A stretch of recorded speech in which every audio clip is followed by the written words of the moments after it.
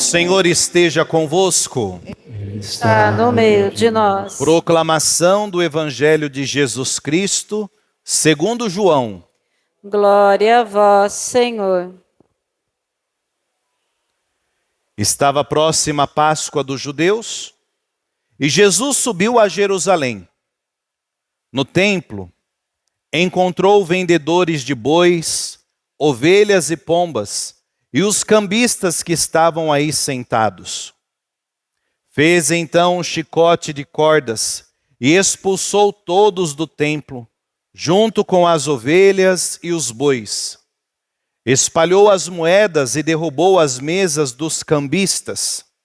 E disse aos que vendiam pombas: tirai isto daqui. Não façais da casa de meu pai uma casa de comércio. Seus discípulos lembraram-se mais tarde que a Escritura diz: o zelo por tua casa me consumirá. Então os judeus perguntaram a Jesus: que sinal nos mostras para agir assim? Ele respondeu: destruí este templo, e em 3 dias o levantarei. Os judeus disseram: 46 anos foram precisos para a construção deste santuário, e tu o levantarás em 3 dias? Mas Jesus estava falando do templo do seu corpo. Quando Jesus ressuscitou, os discípulos lembraram-se do que ele tinha dito e acreditaram na Escritura e na palavra dele. Palavra da salvação. Glória a vós, Senhor. Que as palavras do Santo Evangelho perdoem os nossos pecados e permaneçam para sempre. Amém. Podemos nos sentar um pequeno instante?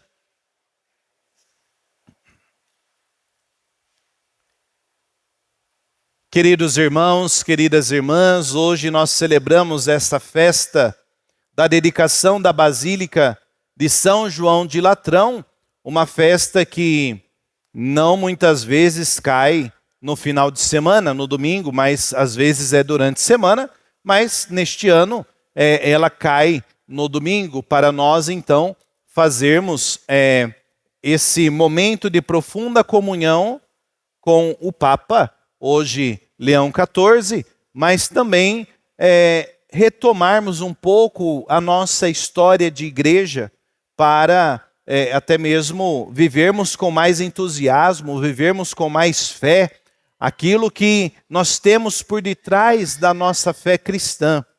Por que eu estou dizendo isso? Nem sempre a igreja teve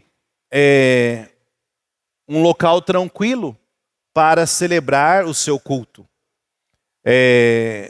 Nos primeiros séculos da vida da igreja, a igreja era uma igreja de mártires, podemos assim dizer, porque foram tantas perseguições aí, já começando, podemos assim dizer, com Jesus, né? E quantas perseguições, Jesus foi parar numa cruz por conta do império, mas depois na época apostólica, pós-apostólica aí, quantos mártires surgiram na vida da igreja e foram mortos porque professavam a fé em Jesus Cristo.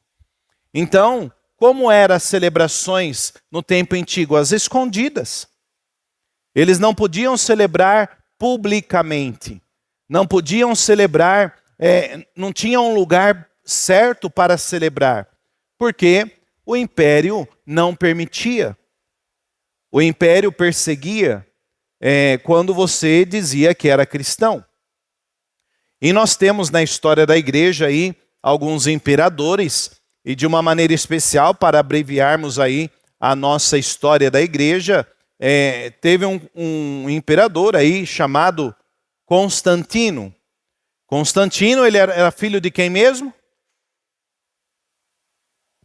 Vocês estão aí? Filho de uma santa, de Santa Helena, né? Helena. Então Constantino, ele muito influenciado pelo coração bondoso da sua mãe, até mesmo sua mãe, ela tinha uma uma piedade muito bonita no seu coração, ela foi auxiliando para que Constantino, como imperador, não mais perseguisse os cristãos. Então, lá no ano de 313, Constantino fez uma carta chamada Édito, e essa carta ele dá a condição para os cristãos poderem professar a sua fé. Então, a partir daí, então, o império para de perseguir os cristãos, para eles poderem celebrar com tranquilidade a fé em Jesus Cristo. Então, celebrar essa igreja, a dedicação da Basílica de Latrão, que veio um pouquinho depois aí de 313, essa dedicação da igreja, é nós podermos assim poder dizer livremente que nós cremos em Jesus Cristo, que Ele é o centro da nossa fé, da nossa vida, que Ele faz de nós templos vivos também para sermos igreja no mundo. Então, por que esse nome, né? Basílica de Latrão. Ali, nessa colina, né, fora dos muros de Roma, tinha o palácio ali do imperador, que se fazia aí grandes reuniões públicas nesse palácio. Então, Constantino, ele dá para a igreja, para o Papa na época, esse grande palácio, que depois ele foi sendo moldado para ser igreja e para os cristãos poderem aí celebrar a Eucaristia. Latrão, porque essa colina se chamava Latrão, né? Até mesmo nós chamamos, né, de Basílica Lateranense. É uma basílica que fica na lateral dos muros de Roma. Então, Basílica Lateranense, para então os cristãos poderem celebrar. Ali também encontra-se um batistério que foi construído para o batismo de Constantino, porque não só Constantino fez esse édito para que os cristãos pudessem celebrar, mas ele também teve essa conversão, de poder também, uma conversão assim, um tanto quanto questionável, mas ele quis ser batizado. Ele ali tem até hoje em Roma o batistério que ele foi batizado. E ali no momento daquele batismo, é até bonita essa história, porque no momento que ele é batizado, ele é sarado de uma lepra que tinha. Então ele recebe a cura por meio daquela água regenerante do batismo.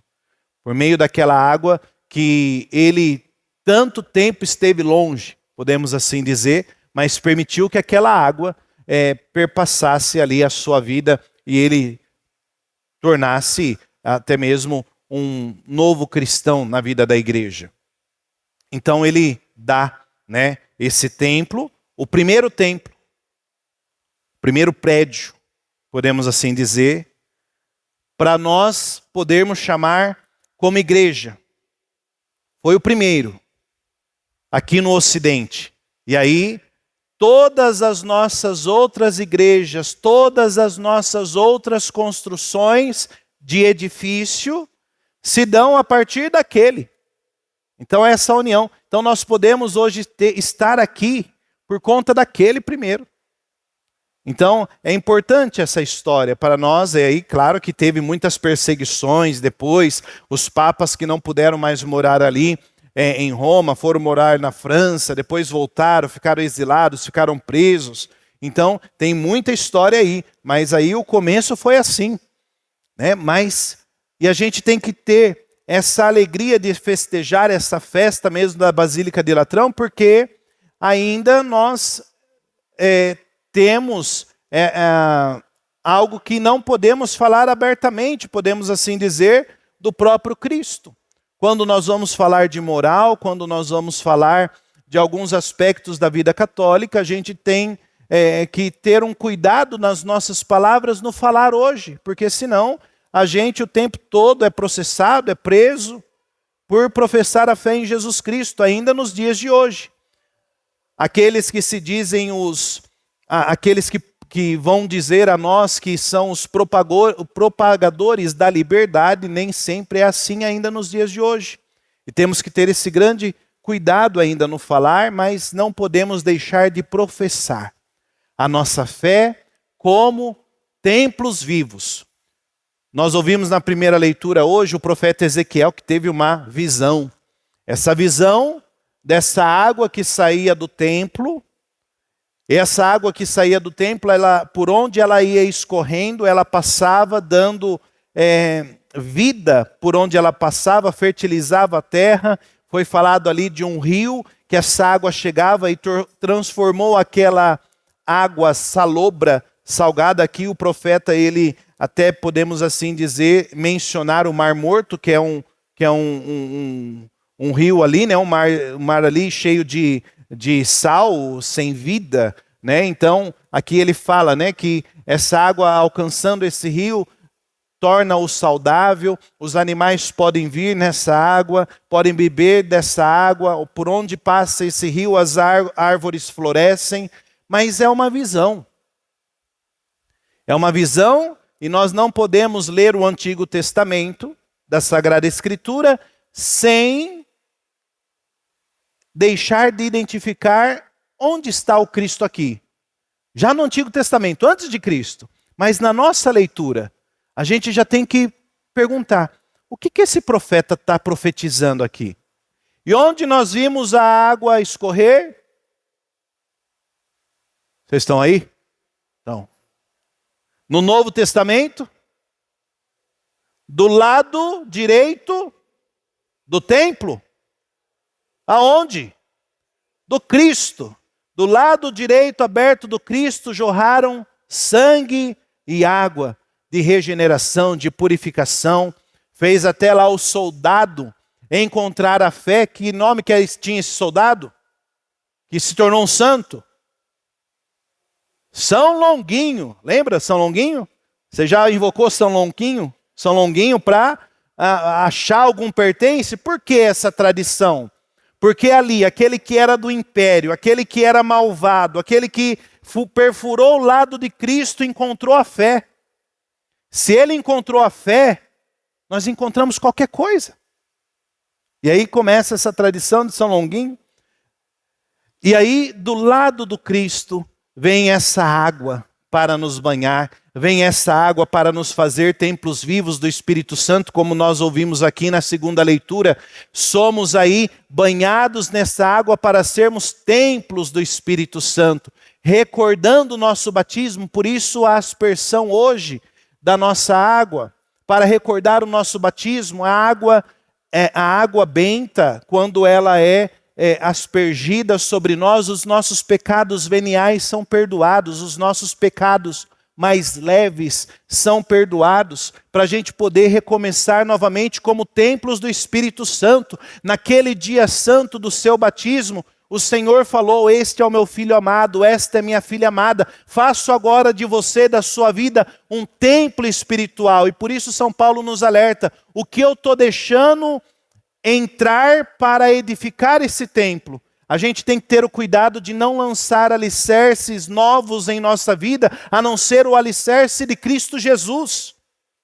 É Cristo Jesus o alicerce aqui que está suportando, sustentando a nossa vida espiritual. E aí que vale a pena nós todos os dias nos perguntarmos: o que eu estou deixando entrar nesse templo? Jesus hoje vem nos dar umas chicotadas, como ali deu no templo hoje. Em que sentido, né? Ali tinha os cambistas, ali o pessoal que levava os alimentos para fazer sacrifício. E pasme, eu estava procurando aqui algumas pesquisas, e mais ou menos aí em termos de cordeiros que eram sacrificados em dia de festa no templo, sabe quanto que eram mais ou menos? 20 mil.